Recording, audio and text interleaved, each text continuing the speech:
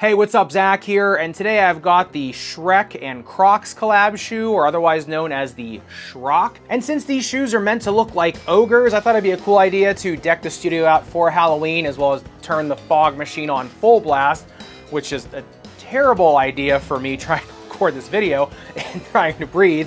However, also I put on my Halloween costume this year, which is the Grimace Shake, mainly because I never got to try a Grimace Shake when it was at McDonald's. That is not a meme. That machine is always broken that makes the ice cream. I was never able to try it, and this is my way of processing that disappointment this year, or at least bringing light to my disappointment. But anyway, let's get into the Shrocs. Now at their core, the Shroc has the same materials as every other Croc does. It's made of their proprietary foam called Croslite. The ones I'm cutting open are actually my kid's that he has just grown out of, and we buy him a lot of Crocs because of the properties of Croslite, and that's kind of why I wanted to cut these open and go over that, because they are really worth looking into, the proprietary foam of Crocs. Now, Croslite is pretty tight-lipped. They say that it is a combination of resins. I just turned on the smoke alarm. All right, well now I know exactly how much smoke I can use with that smoke machine down here. But anyway, the reason we buy him Crocs a lot is for the Croslite foam, because number one, it is so resilient and comfortable, it is so durable, and for a kid who's growing a lot, they're very accommodating and accepting of a kid's foot as well as an adult's foot. Now, Croslite is a proprietary blend of closed cell foam resins. Now, what does that mean? Basically, it's a combination of EVAs. But the nice thing about a combination of EVA foams is that you can really dial in the properties.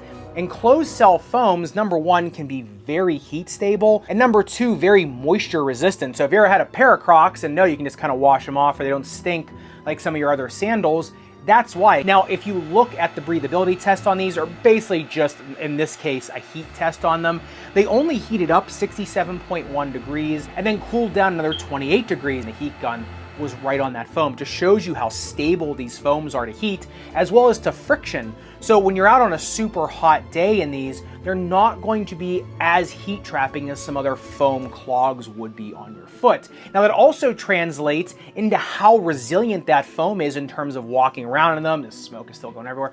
In terms of walking around in them, or in terms of trying to do any sports in them, like you always see sometimes on TikTok or on Instagram Reels or YouTube Shorts where people are running in them or playing basketball. So look at the bounce height test on them. They come in at 37 centimeters, which is pretty darn good. But even more impressive, if you look at the speed ratio of them, comes in at a 4.81, which I think shows more the limitations of the speed ratio versus what the Crocs can do. However, if you were able to get the Croslite foam in a performance shoe, Crocs, if you're gonna do that, please call me. I would love to help design that. But if you'd put this foam in a performance shoe, you'd really have something, because the properties of it, like I said, are so resilient. They are so springy and bouncy feeling. Yeah, they're not super plush feeling underfoot, right? Like an OOFOS would be, like you're not just gonna sink into them like a cloud. But they are comfortable in their own way, in that they are very resilient, like I said, very elastic feeling underfoot.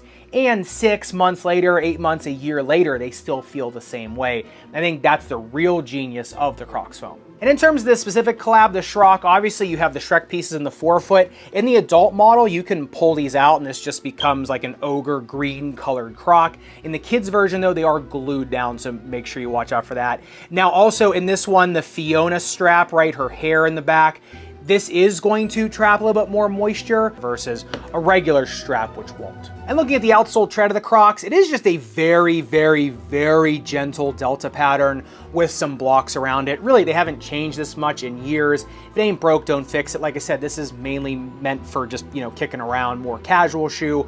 So as long as you have something that can grip when you're walking, it's okay. However, like I said, you have seen people running races in these. I know Drew Whitcomb from Wear Testers commented on one of my Instagram posts how he's seen examples of that. Yeah, I guess, for sure the foam's gonna last throughout that race. And looking at the fit of the Shroc, or just Crocs in general, they all fit a little bit hot dog shaped. They all fit a little bit bulbous.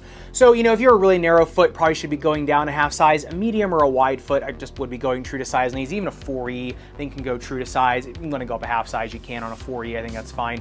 It just depends kind of what you want to use them for. Usually in my line of work, I'm using Crocs at work, or sometimes in surgery. I either use a Dansko clog or the Crocs right now in surgery, the ones that don't have the holes on top of them. And in those, I can even buy them a little bit bigger because I'm just standing in them. If you're walking in them all day, you want to go more true to size, obviously. To me, these have been some of the best work shoes I've ever had. Not the Shroc in particular, although I have been wearing these this month at work and that has been turning some heads recently. But you know, in just terms of a work shoe, I haven't really been able to find one that's as comfortable all day that I can slip on and off during work, as well as one that if you wear socks with, yes, you can wear socks with your Crocs, it's not that big of a deal, but if you wear socks with them, they also are pretty breezy on your foot too. So if you are on your feet all day or you're just working long hours, these can be a real asset. I usually just have a pair of these sitting under my desk at work. If I want to bail out to them during some time during the day, I will go to these. So yes, I am a big fan of Crocs. A lot of people have made fun of me in the past, especially patients.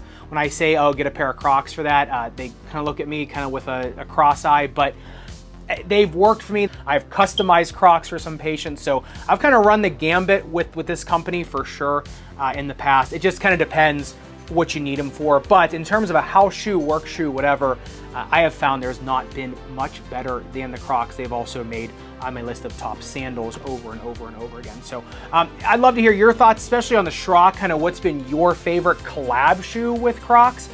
My personal favorite is the Lightning McQueen ones. I just didn't feel like paying the over $100 resale cost of the Lightning McQueen, so that's why I landed on these. However, they are coming out with the Chewbacca's right now, which I might get for the winter months. Remember, the ones that have lining in them, they're not gonna have the heat stability, they're not gonna have the moisture wicking on them, they're not gonna be waterproof. Just make sure you remember that. So, love to hear your thoughts in the comments down below. If you wanna see another video showing my favorite sandals and slides for the year, make sure you click into this video up above and subscribe down below. Respect your rubber and foam, especially that in the shape of an ogre. I'll see you somewhere in the Sneakerverse.